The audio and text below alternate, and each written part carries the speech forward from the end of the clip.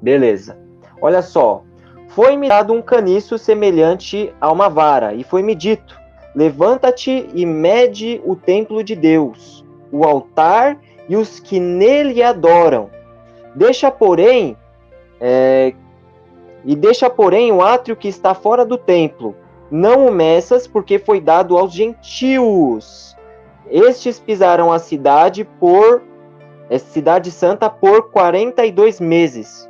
E darei poder a minhas 2 testemunhas, e elas profetizarão por 1260 dias vestidas de saco. Estas são as 2 oliveiras e os 2 candeeiros que estão diante do Senhor da terra. Se alguém quiser lhes causar mal, das suas bocas sai fogo, e devorará os seus inimigos. Se alguém lhes causar algum mal, importa que assim sejam mortos. Estes homens têm poder para fechar o céu, para que não chova durante os dias que profetizarem, e têm poder sobre as águas para convertê-las em sangue, e para ferir a terra com toda sorte de pragas, quantas vezes quiserem. E quando acabarem o seu testemunho, a besta que sobe do abismo, o chifre pequeno, lhes fará guerra e os vencerá e os matará. E os seus corpos ficarão expostos na praça da grande cidade, que espiritualmente se chama Sodoma e Egito, onde o seu Senhor também foi crucificado. Homens de vários povos, tribos, nações e línguas verão os seus corpos mortos durante 3 dias e meio. Aqui está a chave. E não permitirão que sejam sepultados. Os que habitam na terra se regozijarão, sobre eles se alegrarão, mandando presentes uns aos outros, porque estes 2 profetas atormentavam a terra, né? E aqueles que nele habitavam. Depois daqueles 3 dias e meio, o espírito de vida vindo da parte de Deus neles penetrou, e eles se puseram de pé, e caiu grande tremor sobre os que habitavam na terra. Então ouviram uma grande voz vinda do céu, que lhes dizia: sobe para aqui. E subiram ao céu em uma nuvem, e os seus inimigos os viram. Naquela mesma hora houve um grande terremoto, e caiu a 10ª parte da cidade. No terremoto foram mortos 7.000 homens, e os demais ficaram atemorizados e deram glória ao Deus do céu. E passado isso, né, vem o terceiro ai. Eu não vou falar do ai aqui, irmãos, mas olha só que contexto incrível. Irmão Anderson, agora abre naquela tela da uma semana, o mapinha mental, só para eu linkar com o estudo, rapidinho. Coloca aí. Isso, agora deixa a tela cheia. Vocês veem aí, irmãos, uma semana determinada? Essa semana que falta, depois das 62 semanas, você vai ver, se tem que fazer a soma. 7 mais 62, dá exatos 69. Amém, irmãos? Falta uma semana. E essa uma semana é justamente esses 3 anos e meio, nessas 2 partes aí, que 3 anos e meio mais 3 anos e meio dá 7 anos. E esse é o período da grande tribulação. Amém? Então era isso que eu queria falar. Agora o irmão Edilson pode falar um pouquinho. Amém? Amém, irmãos. O irmão Anderson pode colocar para mim Mateus 24 aí na tela? Eu vou ler aqui na minha Bíblia. E eu vou simplesmente falar, eu vou conectar com o irmão Anderson e com o irmão Gustavo.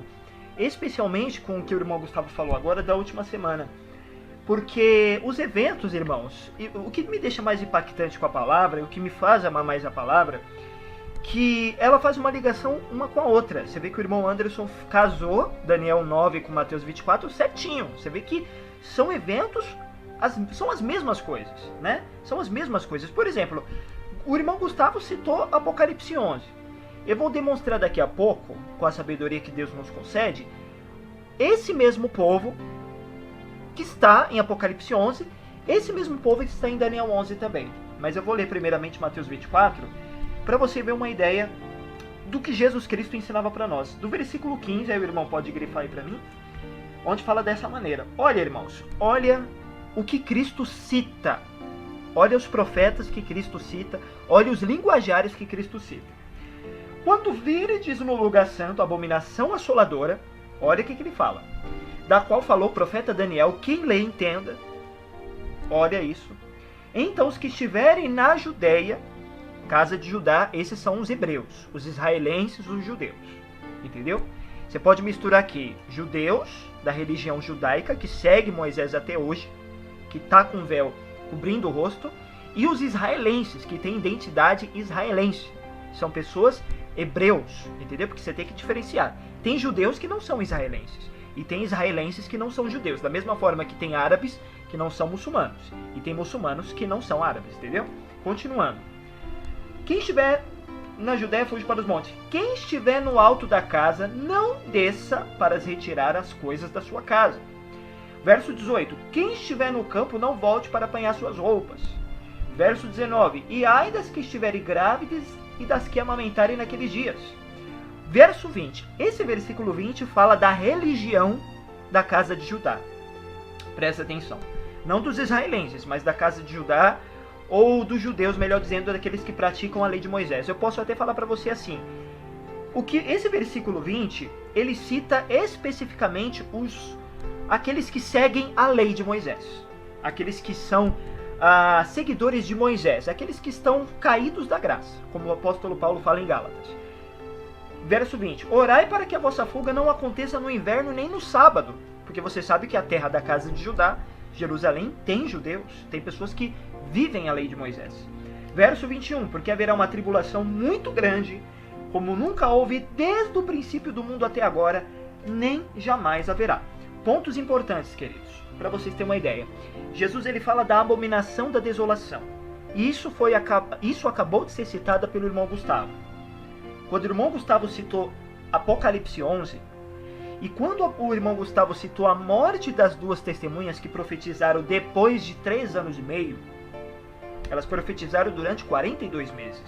Depois dos dias da sua profecia, a besta subiu do inferno, do abismo, e matou elas.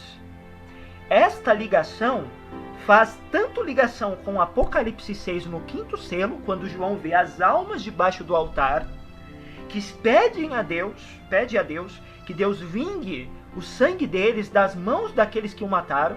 E aí Deus responde para eles: servos, esperem os seus conservos morrerem, e aí eu julgarei o sangue de vocês, que vai para 7 taças da ira de Deus, evidentemente. Então faz a ligação tanto com Apocalipse 6 no 5º selo, como faz a ligação com a besta matando as duas testemunhas. Porque a abominação da desolação, queridos, só é estabelecida após a profecia das duas testemunhas. E você vê você vê lá em Daniel 9:27 que o sacrifício é cessado. Segundo a lei de Moisés, segundo o tabernáculo da época de Moisés, para vocês terem uma ideia, o candelabro, para se manter aceso, para manter um candelabro aceso, tinha que ter o sacrifício contínuo. O azeite do candelabro mantinha as lâmpadas acesas. E era também junto com as ações, evidentemente, dos animais que eram oferecidos todos os dias pelos sacrifícios tardes e manhãs. Então essas linguagens, o candelabro, o sacrifício de tardes e manhãs, é um sacrifício contínuo. Aí eu pergunto para vocês, irmãos, sacrifício contínuo até hoje é feito? Não, eu falo no plano espiritual. Não é feito, porque Cristo veio e quebrou, destruiu, aboliu a velha aliança. Hoje nós oferecemos sacrifício contínuo, mas pelas nossas orações, pelo nosso culto a Deus.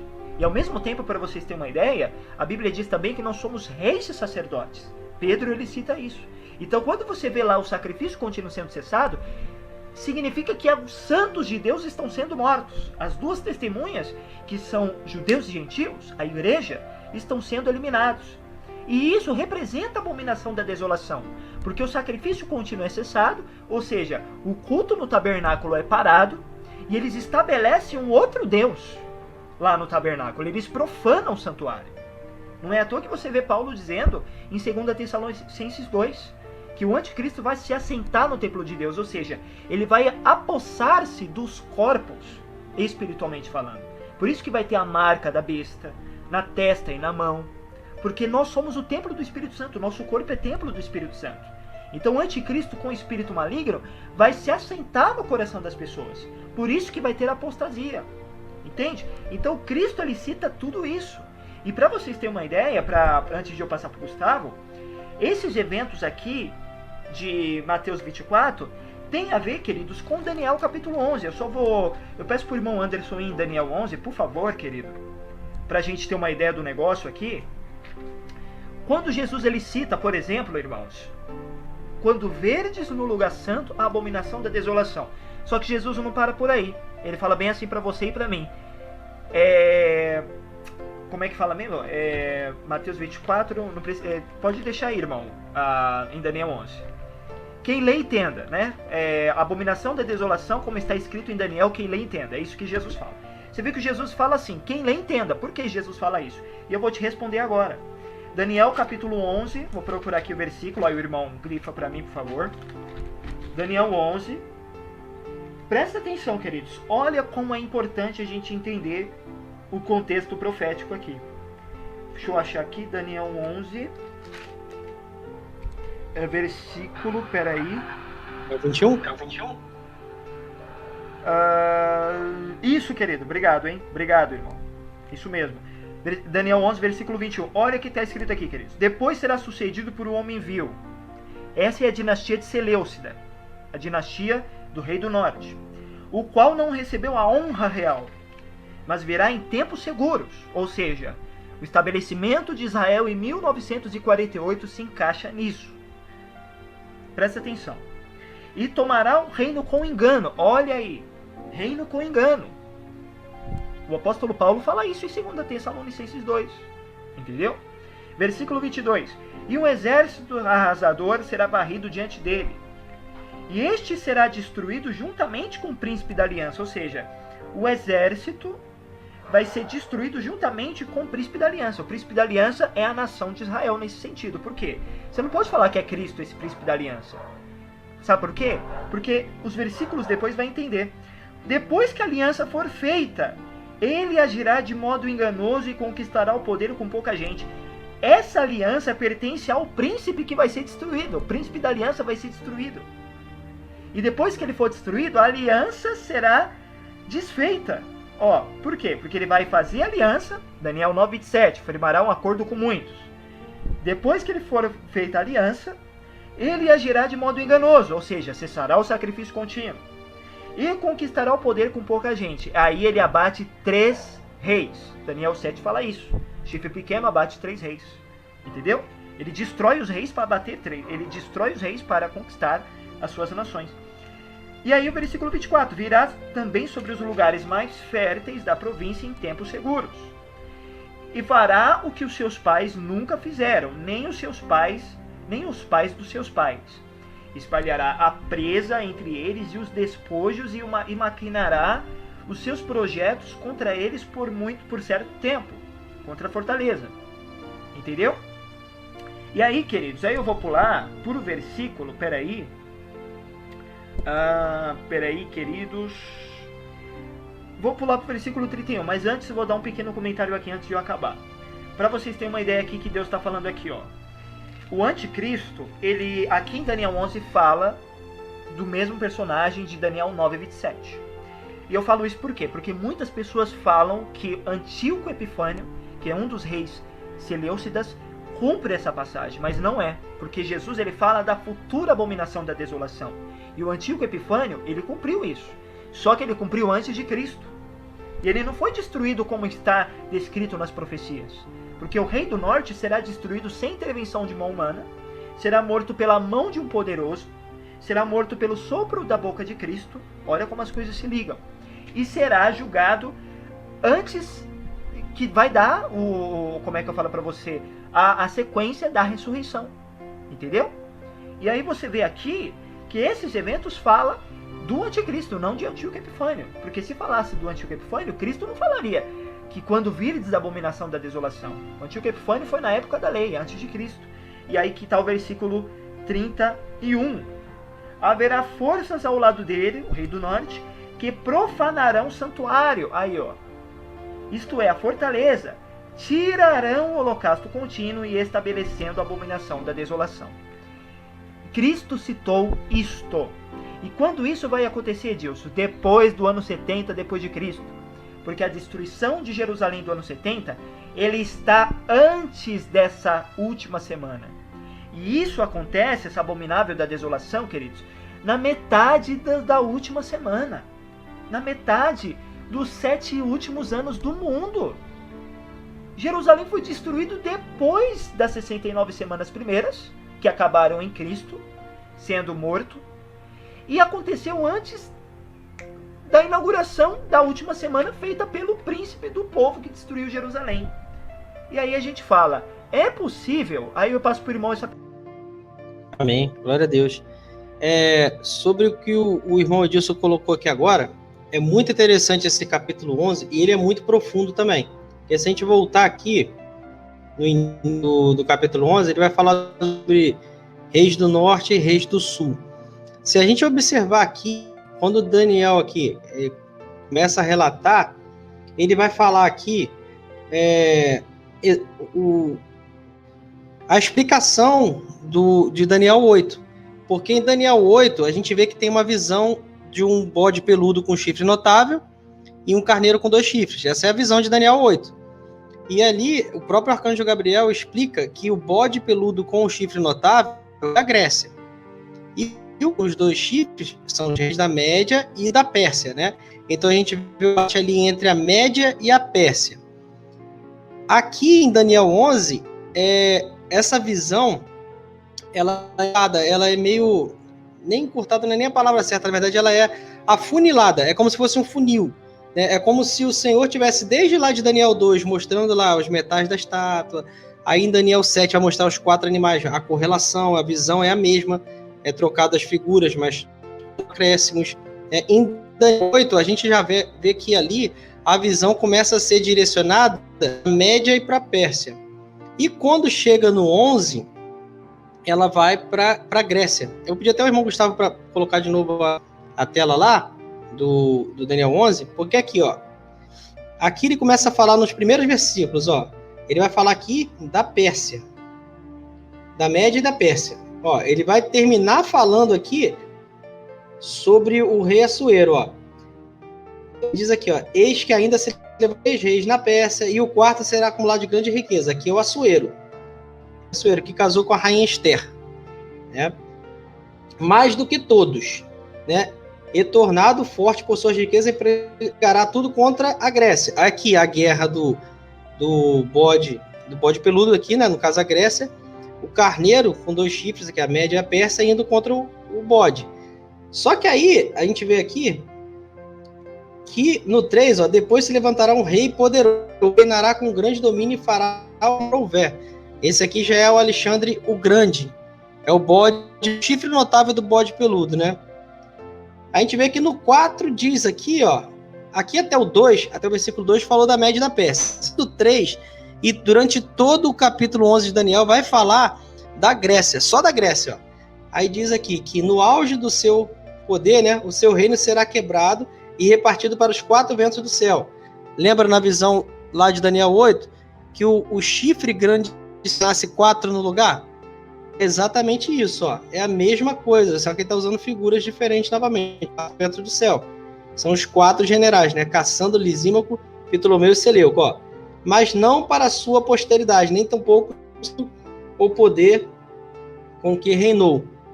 Porque o seu reino será arrancado e passará a outros fora dos seus descendentes. Se formos ver na história, aí a gente consegue bater Daniel 11 com a história da Grécia. Alexandre o Grande morreu com 32 anos, 33 anos, lá nos palácios da Babilônia e não deixou descendente. Tá vendo? O reino não vai ser passado a descendente, vai passado a outros, que são os 4 ventos, né? Que são Cassandro, Lisímaco, Ptolomeu e Seleuco, os 4 generais, que são os mesmos chifres que nascem lá no bode, né? Quando o chifre grande se parte. Aí o irmão Edilson colocou muito bem, porque aqui vai começar a contar, ó, toda uma história do Império Grego, e é muita coisa que tem aqui, irmãos, é muito profundo. E ele vai descrever aqui dinastias principais, que é até o que a epígrafe aqui vai dizer, né, que é os reis do norte e do sul. No norte ficou localizado a dinastia dos Seleucidas. Por isso que o irmão Edilson citou aí que Antíoco Epifânio, ele vem de lá, vem dessa dinastia. E ele nem era da linhagem da sucessão ali real. Ele tomou realmente ali com enganos, com intrigas, o Reino do Norte. E no Reino do Sul ficou a dinastia Ptolomaica. Então, se nós formos aqui, eu acho que não tem um mapa aqui, vou usar esse aqui das duas casas aqui só para exemplificar. Aqui está mostrando Israel dividida, né? Reino do Norte, mas não é esse Reino do Norte que está falando ali em Daniel 11, não. É no norte mesmo. No norte, aqui, vai estar a dinastia Seleucida, no mapa aqui do Oriente Médio, né? Ali em cima. E aqui, mais ou menos no sul, pelas terras do Egito, vai estar a dinastia Ptolomaica. E eles fazendo guerra do norte contra o sul, sempre passando por Israel, né? Que é Jerusalém aqui, que é onde estava lá naquela ocasião os macabeus, né? Que era quem estava ali responsável pelo... Numa dessas passadas, Antíoco Epifânio, quando vem do norte para o sul, derrota aqui. Só resumindo brevemente. E na volta, ele passa por onde? Por Jerusalém. Ele já tinha conquistado aqui embaixo, ele destruiu a dinastia Ptolomaica, e na volta por Jerusalém acontecer aqui o episódio da revolta dos macabeus. Porque ele entra lá em Jerusalém, ele entra com uma estátua de Zeus, porque ele era grego, né? Servia lá aquele panteão grego. E Zeus era o deus dos deuses da Grécia, né? E ele afronta ali os judeus e diz: o Deus de vocês não é de nada, Zeus é o Deus verdadeiro. E ele mata muitos judeus ali, ele entra dentro do templo com a estátua, coloca lá dentro, e a abominação desoladora. Isso na história. A história narra isso. Esses acontecimentos que aconteceram lá em Jerusalém por Antíoco Epifânio da dinastia dos Seleucidas. E ali ele ainda sabe porcos que eram considerados impuros ali, né, pela lei do Senhor, no altar onde deveriam ser sacrificados cordeirinhos, né, ali, conforme o Senhor prescreveu ali para Moisés. Então isso é uma abominação da desolação. Foi profanado o templo ali. Só que ali, né, os macabeus se revoltaram e conseguiram expulsar os gregos dali. Então você vê que ali foi uma figura. E é uma figura, Antíoco Epifânio, nessa ocasião, como o próprio Nabucodonosor foi também uma figura, entendeu? Só que isso, quando o Senhor Jesus coloca, como o irmão Edilson bem disse, e quando aconteceu a abominável da desolação de quem falou o profeta Daniel, né, ele coloca isso que houve ali como uma figura para o futuro. Da mesma forma, irmãos, como Isaías 53 narra lá o servo sofredor, não narra lá que não havia formosura nem nada nele, né? Que ele foi... o servo sofredor é o Senhor Jesus. Só que ali havia uma figura profética que viria, né, a se cumprir em Cristo. O servo sofredor, da mesma forma como foi em Isaías 53, né, e se cumpriu no Senhor Jesus ali, foi entregue, morreu por nós, por todos os nossos pecados, também é uma figura profética. Nabucodonosor, assim como foi Nimrod naquela situação de Babel. E se a gente vê Babel, ela no tempo lá da Torre de Babel, né? Nimrod edificou Nínive, que também tem coisa muito profunda aí nas profecias, não sei se vai dar tempo da gente falar aqui, mas Nimrod edificou Nínive e construiu a Torre de Babel, foi uma figura do anticristo. Babel passou a se chamar Babilônia. Pode ver, que a Babilônia é citada também nas profecias. E atualmente, a Babilônia é o Iraque. E onde é que isso fica localizado? No norte de Israel. Mesmo local onde a dinastia dos Seleucidas estava. Então, são muitas coisas que apontam para o norte de Israel. E esse cenário, quando a gente observa a geopolítica atual, ele está sendo remontado. Nós ainda não estamos na última semana, mas nós estamos vendo com nossos próprios olhos aquela besta lá de Apocalipse 13, né, que é semelhante ao leopardo, com patas da boca de leão, e que na sua cabeça tem, que são os animais de Daniel 7, a gente está vendo isso ser montado diante dos nossos olhos. O irmão Edilson colocou bem, né? Aqueles animais são o quê? Nações. Isso está sendo remontado de novo. Nós estamos vendo isso acontecer com isso tudo que está acontecendo aí por causa, né, do bichinho da goiaba, vocês vão entender, né? Que está causando essa confusão toda na área da saúde. A gente não pode falar certas coisas aqui, né? Inteligência artificial. Mas o que está fazendo isso com o mundo? Além da questão sanitária e saúde, está causando ali problemas financeiros nos países. Os governos estão sendo fragilizados. Praticamente eles vão ter que aceitar e ceder a qualquer tipo de ajuda externa que está vindo da ONU, né? Tem pacote, a gente vê ali quando a gente olha para a Agenda 2030, vocês podem pesquisar no Google sobre isso, a ONU tem 17 metas para implementar até o ano 2030 no mundo. Então praticamente está unindo, né? O que estava separado está unificando. Os animais que estavam separados estão se unificando, né? Os povos que estavam separados estão se unindo. Todo um sistema está sendo montado já há muito tempo, só que agora passou bastante esse processo. Então a gente vê a unificação pela parte política, pela parte financeira, tem a parte também religiosa, tem um tratado aí que o Vaticano já tem um bom tempo, que também acelerou com a pandemia, que é o Nostra Aetate, um tratado Nostra Aetate, que é realmente conhecido como Pacto de Abraão. Esse foi algumas semanas antes, o Papa esteve lá no Iraque, justamente no Iraque, em Mossul, que é a antiga Nínive. Então a gente observa essas coisas e são muito importantes. Amém?